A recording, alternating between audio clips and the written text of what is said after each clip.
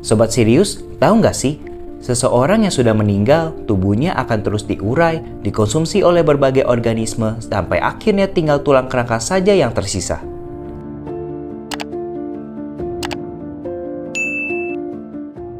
Untuk mencapai tahap ini, dibutuhkan waktu kira-kira 4 bulan.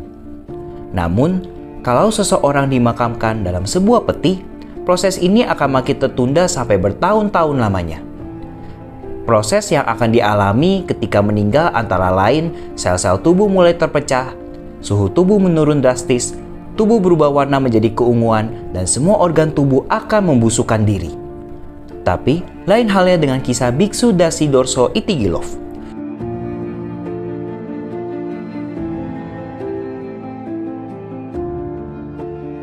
Biksu yang lahir 1852 di Buryatia, Rusia, merupakan pemuka agama Buddha paling tersohor.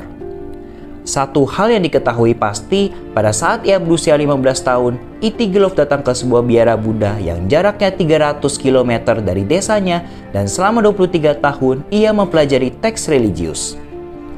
Ia meninggal pada tahun 1927 pada saat usianya 75 tahun. Berdasarkan wasiat terakhirnya, sang biksu menulis ia akan memasuki nirwana, tapi ia minta kuburannya digali kembali 30 tahun kemudian atau pada tahun 1957. Pada tahun 1927, Dasidorso Itigilov duduk dalam posisi teratai, mengumpulkan murid-muridnya dan meminta mereka untuk mendoakannya dan larut dalam tingkat meditasi yang dalam.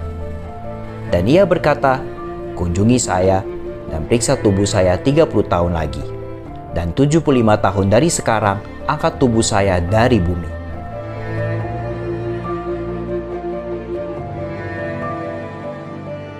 Pada tahun 2002, sesuai dengan wasiat sang biksu, mayatnya dibongkar dan dipindahkan. Pada saat itu tidak ada yang menyangka bahwa kondisi mayat Itigilov masih mirip dengan manusia hidup yang sedang tertidur. Anehnya, selama hampir 1 abad, tubuhnya mengalami kenaikan dan juga penurunan berat badan, dan lebih menariknya, tidak membusuk. Kulitnya masih sangat elastis dan area di sekitar jantungnya masih hangat.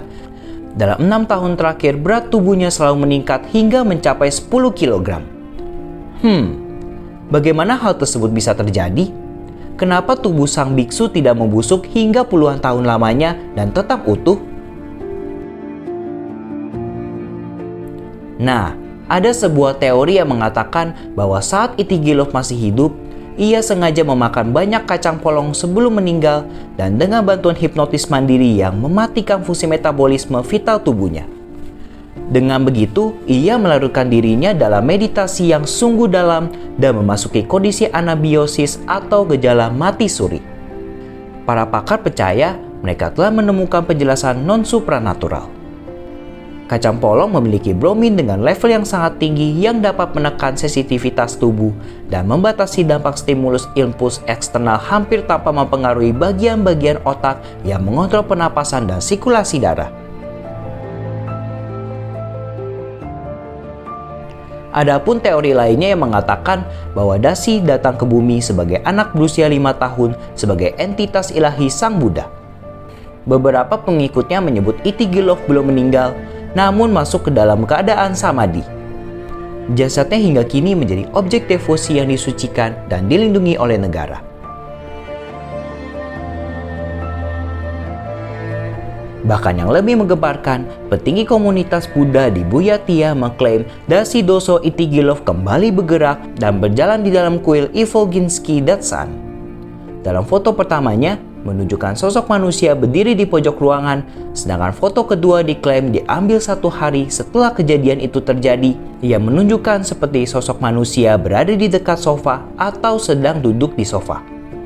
Penjaga kuil tersebut meyakinkan bahwa pada jam tersebut, yaitu pukul 8 malam lewat 6 menit, tidak ada seorang pun yang masuk ke dalam kamar peristirahatan biksu Dasidorso tersebut.